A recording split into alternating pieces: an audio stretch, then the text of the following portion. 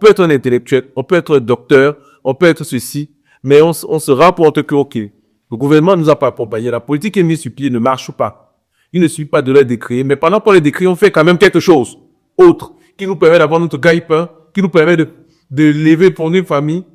Faut pas seulement se dire, ok, comme je suis un enseignant, je ne peux qu'enseigner. Comme je suis un ingénieur, je ne peux que construire des immeubles. Non.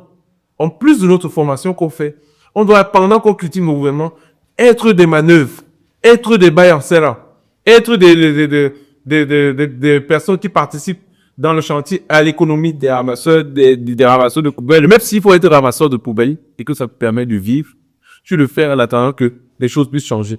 Ce n'est pas en restant sur les réseaux sociaux, en disant que, me voici, je suis dans ma chambre, j'ai mon diplôme d'enseignant, je ne travaille pas depuis 5 ans, je suis malade, je vais bientôt mourir. Non, non, non, non.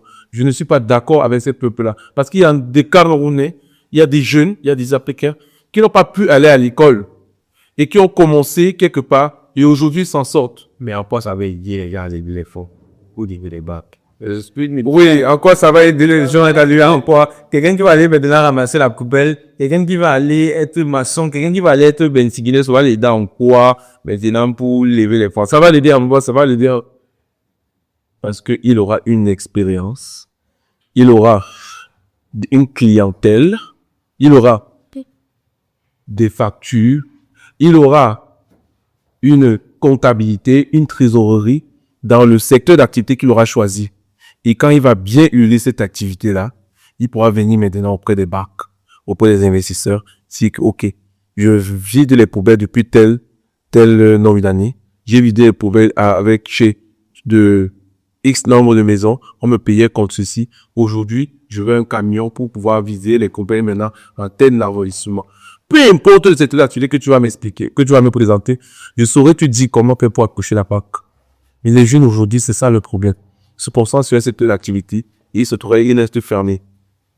Donc, il faut vraiment qu'on essaie d'expliquer tous ces mécanismes-là. C'est trop facile de rester et se plaindre. Il faut bien que les gens changent. Parce que ce même esprit que les jeunes mettent dans le laxisme à entreprendre, c'est le même laxisme qu'ils mettent en politique, qui pensent qu'ils sont les mêmes dirigeants. Si aujourd'hui quelqu'un apprend que lorsque je ne suis pas enseignant, je vais aller être maçon, et je vais sortir dans la maçonnerie, demain, ça va donner de la résilience pour permettre à ceux qui essayent aussi de défier les politiques que, ok, nous, on n'est pas habitués à nous laisser faire. Même en politique, on va venir vous bousculer. Mais si déjà quelqu'un dit, ok, moi j'ai été formé, je dis n'importe quoi, à la maçonnerie, on ne me prend pas comme maçon, je ne peux pas commencer à élever les coulées à côté de chez moi pour vivre. Peu importe le domaine d'activité, ou bien celui qui était informaticien, celui qui était médecin, celui qui était infirmier. S'il dit, ok, ce n'est que ce métier que j'ai appris, je ne peux pas faire autre chose parce que moi, je suis un grand infirmier, je suis un grand ingénieur. Mais c'est avec cet esprit que les politiques vont aussi nous mettre à notre place. Alors que celui qui a la capacité à s'adapter à son environnement, à auto-créer des richesses, à traverser la frontière pour dire, ok, demain, je trousse les mains, je vais créer mon petit champ ici, je fais mon expérimentation de ma tomate, je veux demain la vente. Je vais bénir dans tel secteur d'activité, je vais créer ma boutique, je vais essayer d'ouvrir un commerce. Malgré le fait que j'ai les compétences dans un autre secteur d'activité. Comment est-ce que demain il va pouvoir me revendiquer? Et pour dire donc que le personnel de la finance veut simplement une expérience dans ce que tu as fait. C'est pas pour rien que les fonctionnaires ont des crédits parce qu'ils sont accompagnés par l'État. On dit, ok, lui, tant qu'il va pouvoir continuer à enseigner, on va lui faire le crédit. Et parce qu'ils estiment que l'État c'est un bon payeur et que mine de rien, l'État va tout payer. Exactement. Si tu vis aussi, avant qu'il a dit, c'est quoi? Si tu es réalisé avec une activité que tu mènes depuis un certain nombre d'années, tu vas être accompagné. Tu vas me dire, si on, peut-être aussi, ceux qui n'ont pas suivi, tu m'as dit comment les jeunes avec quand ils vont prendre l'argent, l'expérience. Je peux dire non, commence tôt. Commence donc à 16 ans. Commence tôt. Comment ton activité à 16 ans, on doit créer ton activité à 16 ans? Ben oui, je t'ai donné les familles qui ne partent pas à l'école. Bon, là, ils t'ont dit, bon, elles sont forcément informelles. Bon, ça dit, bon, tu travailles informel parce que tu peux, si tu évolues dans un certain ordre, si tu vas la formaliser, tu peux même pas créer une entreprise à 16 ans. Tu peux pas créer une entreprise à 16 ans. Oui, mais on se doit avoir la responsabilité à tout ça, ouais, grâce à l'an, tu t'es dit que tu peux lui commencer à lever les fonds près de tes camarades de classe. C'est pas faux.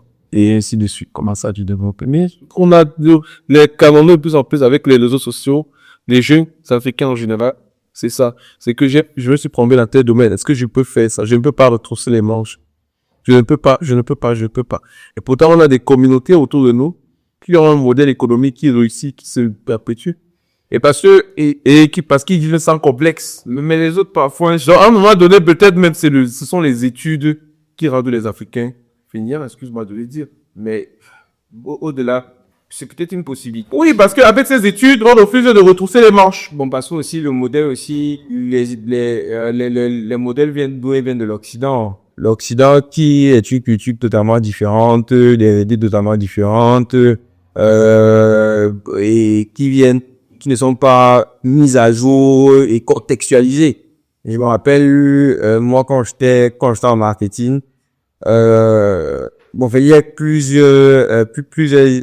plusieurs faits, mais un fait qui m'a toujours marqué, c'est le fait qu'on avait un livre qui s'appelait le Kotler.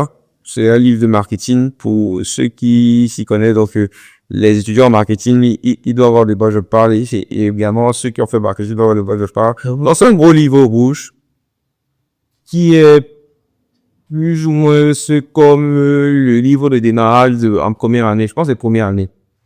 Et dans ce livre-là, on nous faisait comprendre que voici comment on fait le marketing.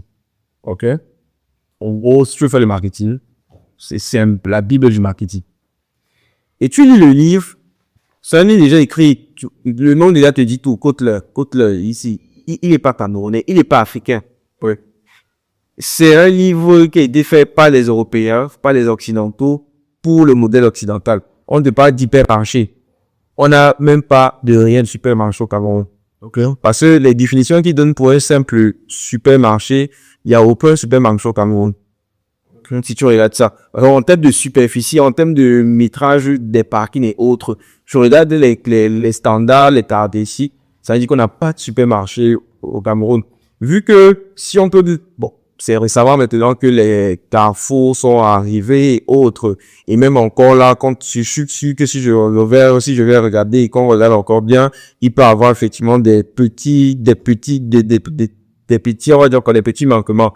Mais à l'époque, quand tu regardais et quand on faisait les descentes sur le terrain, on partait voir les Santa Lucia, les Dog, les consorts, on regardait les POK, supermarchés, on regardait, enfin, c'était plus de la catégorie en bas de supermarché que réellement supermarché standard des Européens. Mais par contre, nous, quand on faisait le cours, nos professeurs nous disaient jamais que non, remettez ceci en question parce que ce n'est pas réellement adapté au contexte ici. Et on se retrouvait à faire le cours avec des éléments qui viennent de l'Occident, sans contextualiser, et nous, on nous jugeait dessus. Ça veut dire que quand on nous posait les questions de savoir qu'est-ce qu'un supermarché, nous, on devait répondre avec les réacteurs européens qui étaient donnés par le livre. Alors que quand on descendait sur le terrain, on se rendait compte que, en fait, c'est pas ce qu'on voit sur le terrain.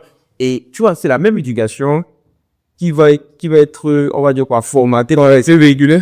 Et ceux qui sortent après, ils sortent avec ce formatage-là. Mais c'est un formatage qui n'est pas camerounais. C'est un formatage qui est européen. Pour dire que même l'éducation déjà se rend compte déjà, enfin, il y a un vrai problème. Il y a un vrai problème. Et je pense que c'est systémique parce que justement, comment est-ce qu'on veut faire confiance à une génération? Et à cette même génération, on donne pas les arbres de compréhension de la réalité du terrain. Et c'est la même chose qu'on reproche aux jeunes, juste à ne même pas les autoriser d'un point critique. Moi, je pense que c'est un peu comme si on faisait tout pour que tu échoues, et quand tu échoues, on vient te reprocher d'avoir échoué. Ça veut dire qu'on fait tout pour te mettre les bâtons dans les roues, et quand ça se passe mal, on me dit, ah, vraiment, toi, là, vraiment, on sent que vraiment, tu ne voulais pas avancer. Mais si t'inquiète, tu fais pour mettre les bâtons dans les roues, j'aurais fait comment? J'ai essayé, à chaque fois, je tombais, et c'est toi qui mettais à chaque fois le bâton pour que je tombe. Maintenant que je suis finalement tout tombé, tu es maintenant me dire, je vais te donner je vais te donner. Ça de beaucoup de jeunes, même aussi, ils ont l'impression que c'est l'État qui met les bâtons dans les roues. Il y a Si ce n'est pas l'État, il y a quelqu'un qui met les bâtons dans les roues. Je comprends ce que tu dis. Et après, quand on n'y arrive pas, on vient leur reprocher comme tu le fais. Je comprends ce que tu dis. Ça peut être vrai même. Je